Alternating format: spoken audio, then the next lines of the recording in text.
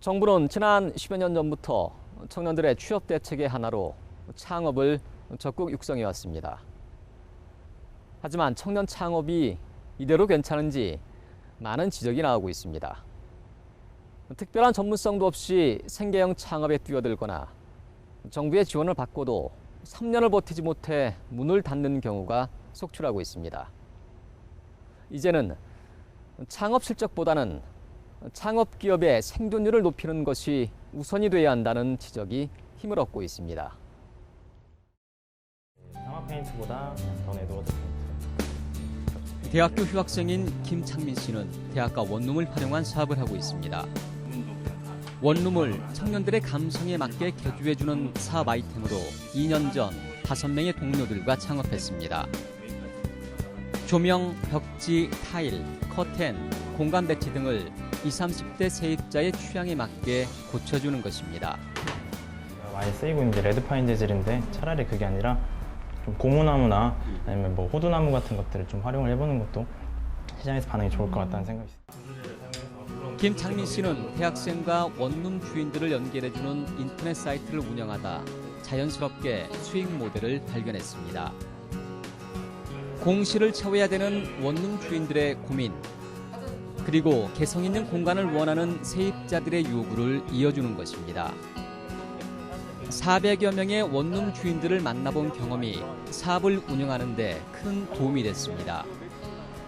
정작 학생들이 원하는 리모델링, 인테리어, 디자인이 들어가는 것이 아니라 원룸 주인들이 그냥 싸게, 그냥 잘 마감이 잘 떨어지도록 그런 형식으로 유도를 하다 보니까 헛돈을 쓰고 있는 것 같다는 생각이 들어서 우리가 진짜 학생들, 소비자들이 원하는 그런 디자인 공간, 디자인된 공간, 개성이 담길 수 있는 그런 공간 디자인을 해서 김 씨 등은 대학교 창업보육센터에 입주해 체계적으로 창업 교육을 받았습니다.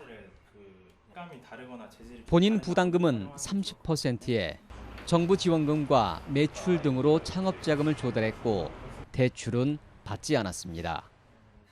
현재 저희가 총 사업 운영하는 데 필요한 자금들의 약 한 30%에서 40%를 저희들이 직접 조달을 하고 있고 매출을 내기도 하면서 그래서 나머지 이제 한 20-30% 그런 것들은 이 정부 지원 자금, 나머지 30% 정도는 이제 매출로서 충당을 하고 있는 상황입니다.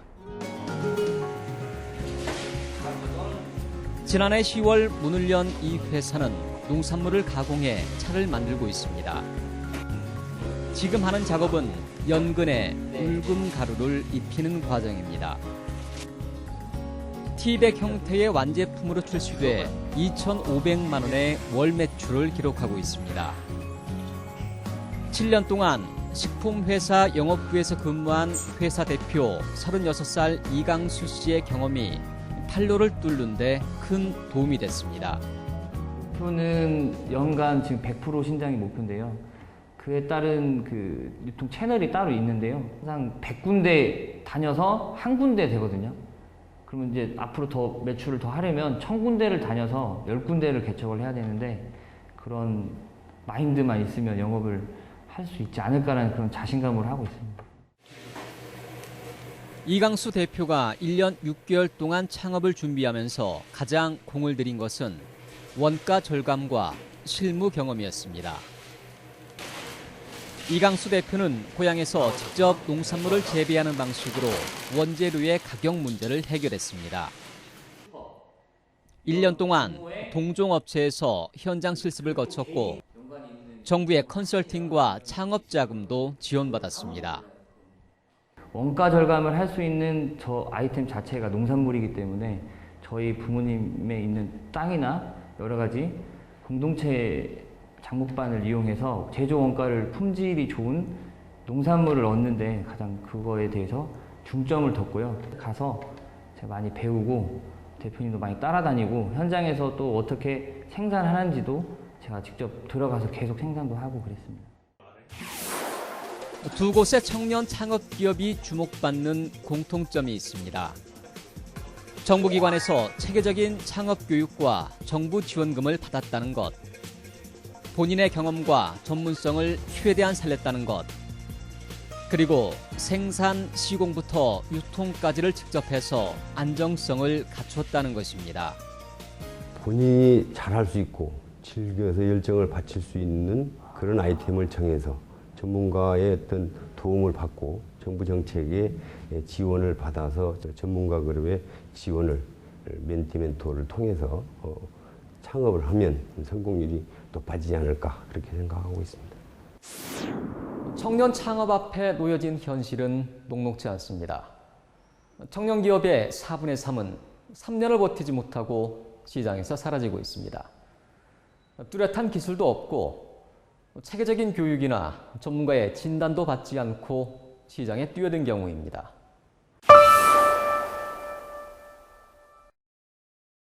자영업을 이제 처음 시작했는데 지난해 대학교 앞에서 닭고기 식당을 차렸던 26살 이모 씨.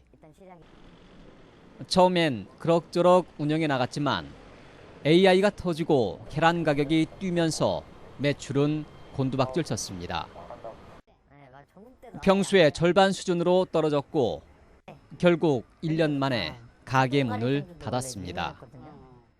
1월 그때쯤 이제 많이 이제 AI 그런 것도 터지고 계란값도 이제 올라가서 저희가 이렇게 장사가 계란 조달하기가 어려워요. 네네네네. 네. 계란으로 만든 그 메뉴를 네네. 아예 못 나갔어요. 한 달 동안 계속 쭉. 현대경제연구원에 따르면 2014년 기준으로 3년까지 살아남는 창업기업은 전체의 38.8%지만 20대가 창업한 기업의 3년 생존율은 26.6%밖에 되지 않았습니다. 과거에는 아무래도 수요도 많았고 그리고 창업에 대한 어떤 기대도 많았는데요. 최근에 이제 그러다 보니까 아무래도 성공률도 좀 떨어지고 이런 부분들이 있었는데요. 30, 40대보다 상대적으로 사회적 경험이나 특정 분야의 전문성이 부족하다는 점이 20대 창업의 약점으로 작용하고 있습니다. 이제 제가 이제 처음으로 사업을 하는 거니까 제가 뭐 배운 것도 없고 이제 동호 관리나 이제 시스템 이제 손님들 뭐 서비스 같은 거 그런 거를 많이 어색해서 좀 배우고 하면 시작해야 될 것 같습니다. 지난 2014년 9월 한옥마을에서 길거리 음식점을 창업했던 김모 씨. 튀김을 만들어 팔다가 5달 만에 문을 닫았습니다. 창업 당시 한 곳이었던 튀김 점포가 8군데로 늘어나자 매출이 3분의 1 수준으로 곤두박질 쳤습니다. 영업하시면 가장 어려웠던 점은 뭐라고 보고 있어요? 가장 어려운 게 그 경쟁 구도죠, 경쟁 구도. 하나 상품이 잘 된다면 모든 가게들이 다 하고. 김 씨 본인만의 기술이나 노하우는 없었고 인기 아이템이라는 말만 믿고 창업에 뛰어든 결과였습니다. 따라할 수 없는 거, 아주 생소하든 아니면 아이템이 아예 좋던지 아무리 해도 오래 가지는 못하더라고요. 유행을 타다 보니까. 청년 창업의 고질적인 문제는 생계형 점포에 편중돼 있다는 것입니다.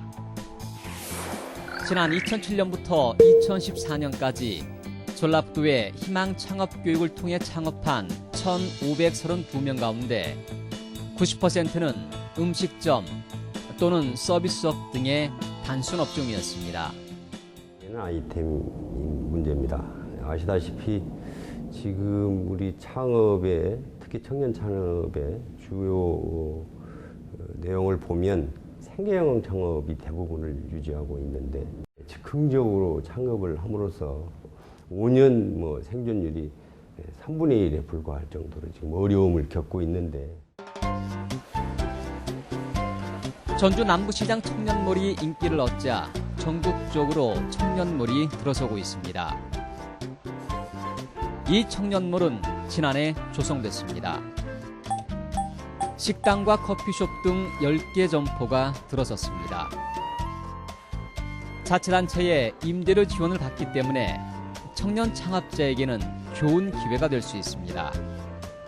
처음 창업하시는 분들이 거의 대부분이거든요. 아무래도 처음 창업을 하다 보니까 약간 시행착오라는 게 많이 있는 것 같아요. 그런데 그런 것들을 이곳에서는 그래도 어느 정도 감수하면서 배워갈 수 있는 하나의 그런 삶의 장이 될 수도 있고. 하지만 이 청년몰은 1년이 지났는데도 아직 안정적으로 뿌리를 내리지 못하고 있습니다.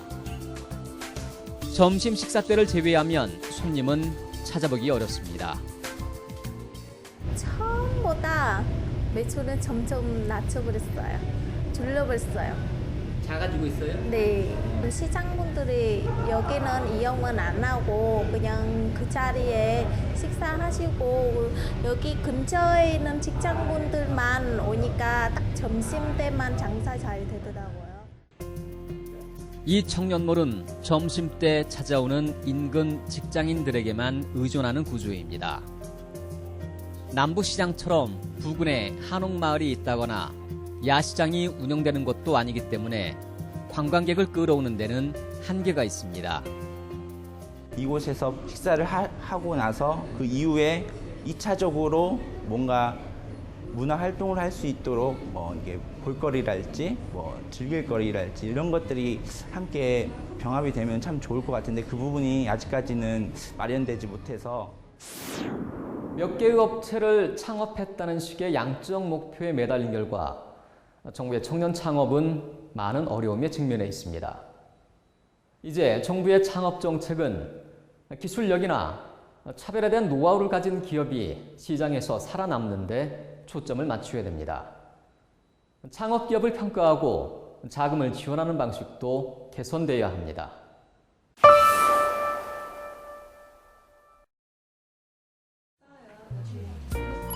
미용 건강과 학생들을 대상으로 창업 교육이 진행되고 있습니다. 이 대학에선 1학년 때부터 창업과 관련된 미용업 위생관리, 고객 응대, 상담 기술 등을 교과목에 편성하고 있습니다. 피부 미용, 메이크업 등 3개 분야의 창업 동아리도 육성하고 있습니다. 피부 미용만이 아니라 이걸 가지고 사회에 나갔을 때 매뉴얼을 좀 다양화시키고 더 트렌드에 맞는 그런 것들을 정규교육 이외에 수업에 동아리 활동에 녹여내고 있어요. 또 몇 년 이내에 창업한 학생들도 많기 때문에 대학교 때 이 경험이 소중하게 사용되리라고 생각하고 있습니다. 창업 교육의 효과를 극대화하기 위해선 조기 교육이 필요합니다. 중고등학교 때부터 다양한 창업 활동을 지원해 자연스럽게 창업을 접하도록 하는 것입니다. 초중고 때는 전혀 창업에 대해서 고려하지 않다가 대학 와서 갑자기 창업에 대해서 생각하고 그걸 자기의 어떤 진로로 삼는다고 하니까 받아들이는데 굉장히 어려움이 많습니다. 그런데 만일에 이게 핀란드라든지 그런 나라처럼 초등학교 때부터 시작된다 그러면 어떤 심리적인 갭이 없기 때문에 훨씬 더 학생들이 수월하게 창업에 대해서 받아들이고 장훈희 씨 등 3명은 대학교 동기입니다. 휴학을 하고 지난해 1월 드라이 플라워 가게를 창업했습니다. 창업에 대한 오랜 꿈을 가지고 의기투합했습니다. 요즘 취업 어려우니까 창업이나 한번 해보자라는 마인드는 저희는 아니었고요. 저희는 말 그대로 도전이었어요. 저희가 초등학교 때부터 지금까지 친구들인데 1살이라도 어린 지금이 그거를 도전해보기에 더 괜찮지 않을까 해서. 창업을 준비한 3년 동안 집중한 것은 생활을 드라이 플라워로 말리는 건조 실험이었습니다. 건조 작업에 자신이 생기자 다음은 포장 방법을 배우기 위해 전문 강좌를 받았고 시제품 판촉 행사에도 참여했습니다.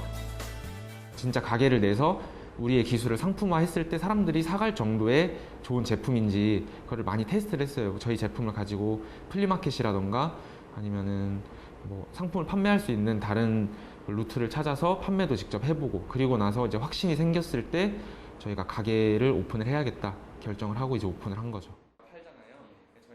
장훈희 씨는 정부의 지원이 창업 때까지만 집중돼 있는 점을 바꿔야 된다고 지적하고 있습니다. 청년 창업 기업이 도중에 흔들리지 않도록 창업 후 3년이 될 때까지는 단계적으로 계속 지원해 줘야 된다는 것입니다. 시스템이라던가 지원금은 충분히 잘 돼 있는데 사후 관리가 많이 부족하다는 느낌을 지금 받고 있어요. 저희도 창업을 할 때는 저희가 이런 것들이 필요하겠구나 생각을 해서 뭐 이만큼의 지원금을 받았는데 막상 해보니까 이런 부분에서도 이렇게 필요한 게 있구나. 근데 그런 것들을 오히려 지원을 해주는 쪽에서는 많이 케어를 안 해준다고 저희가 많이 얘기를 하거든요. 이 같은 주장은 결국 정부의 자금 지원에 관한 것입니다. 창업 기업이 3년 안에 어려움을 겪을 경우에는 기업이 생존할 수 있도록 탄력적으로 지원해 줘야 된다는 주장입니다. 데스밸리라고 하는 3년이나 5년 차를 건너가기 위해서는 창업자들이 그 어려운 순간에는 약간의 그 다른 비즈니스로 이렇게 그 순간을 넘기려고 노력할 때도 있습니다. 그런데 그런 것들은 기본적으로 지원의 대상이 안 되기 때문에 전혀 이제 그 도움을 못 받고 지원을 못 받게 되면 결국은 그 어려운 기간을 견디지 못하기 때문에 현재 자치단체가 주관하는 창업 교육을 받으면 업종과 관계없이 같은 금액의 창업 자금을 지원받습니다. 기술형 창업을 활성화하기 위해서 생계형 창업과는 차별화된 지원이 필요하다는 주장도 꾸준히 제기되고 있습니다. 커피 전문점이 아주 우후죽순으로 늘어나고 있는데요. 1년 폐업률이 50%가 아마 넘는다고 얘기를 들었습니다. 그런데 거기에도 똑같은 자금을 지원해주고 기술 개발을 통한 혁신형 기업에도 똑같은 자금을 지원해준다고 그러면 그건 옳지 않은 그런 지원 제도라고 볼 수 있습니다. 전라북도가 추진하고 있는 창업 강좌입니다. 교육을 마치면 창업에 필요한 정책 자금을 지원받을 수 있습니다. 지난 2007년 97명이었던 전라북도의 청년 창업 교육 수료자는 2년 만에 400명을 넘어섰고 300명 선을 유지하고 있습니다. 하지만 올해부터는 기술형 창업을 유도하기 위해 교육 수료자를 100명으로 대폭 줄일 계획입니다. 기본적으로 창업에 대한 경쟁력을 가진 분들을 저희가 창업을 지원하는 겁니다. 예를 들어서 생계형 창업하고 벤처형 창업인데 그 중간에 창업에 대한 기술과 역량을 가진 분들을 지원하는 건데요. 더불어서 이제 그런 부분 때문에 창업 성공률도 높아질 것이고요. 그 다음에 어떤 창업에 대한 성과에 대한 투자도 훨씬 더 많아질 거라고 생각이 됩니다. 결국 정부의 창업 정책에서 기술형 창업은 더 이상 늦출 수 없는 과제입니다. 창업 교육을 통해서 청년들에게 생계형 창업보다는 기술 창업 쪽으로 이렇게 이제 그 생각을 바꾸거나 혹은 생계형 창업이더라도 그것이 기술 집약적인 형태가 되도록 우리가 이제 그 방향이라든지 사고 방식을 좀 전환시킬 수 있는 그런 것들이 창업 교육에 근본적으로 할 일이지 않는가 그렇게 생각합니다. 이와 함께 창업 기업이나 지원 정책에 대한 평가 방식도 바뀌어야 됩니다. 기업이 살아남을 수 있도록 사후 관리가 강화되려면 1년 단위의 단기적인 평가에서 벗어나야 됩니다. 2년 정도, 3년 정도 길게 텀을 주고 계속해서 천천히 여유를 가지면서 이것저것 사업 모델도 새로 변경을 해보고 계속해서 도전을 해봐라. 약간 여유 있게 지켜봐주는 게 괜찮다고 생각을 하는데 지금 시스템에서는 1년 단위 혹은 6개월 단위로 빡빡빡 끊어가지고 빠르게 성과를 내라. 그런 위주의 창업 지원이기 때문에 많은 청년 사업가들이 버틸 수 없는 요인 중에 하나이지 않을까라는 생각을 하고 있습니다. 정부의 창업 대책 못지않게 중요한 것이 기업체와 같은 민간 부문의 역할입니다. 시제품 제작이나 사업 아이디어를 구체화할 수 있도록 도와주고 창업 경진대회나 창업 파일럿 프로그램도 더욱 활성화시켜야 됩니다. 창업을 위한 공간을 제공한다거나 또는 그동안에 이제 기업들이 가지고 있는 풍부한 경험과 노하우를 바탕으로 한 멘토링을 제공하고 또 더 나아가서는 투자 내지 투자자를 연결하는 형태의 창업 지원 프로그램이 활성화돼야 된다고 봅니다.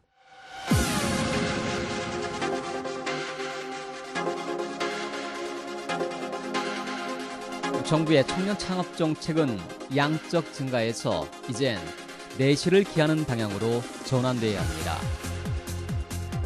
지금의 방식으로는 청년 창업이 혁신을 가져오거나 일자리를 창출하는 것은 기대하기 어렵습니다. 몇 개의 기업을 창업했냐는 단기적인 목표에 매달리면 정부의 창업 정책과 자금 지원은 시장의 흐름에서 멀어질 수밖에 없습니다. 창업기업의 생존율을 높이도록 지속적인 사후 관리와 탄력적인 자금 지원 등이 이루어져야 됩니다. 민간 기업이 주도가 돼 유망 청년 기업을 발굴하는 노력도 더욱 체계적으로 이루어져야 됩니다.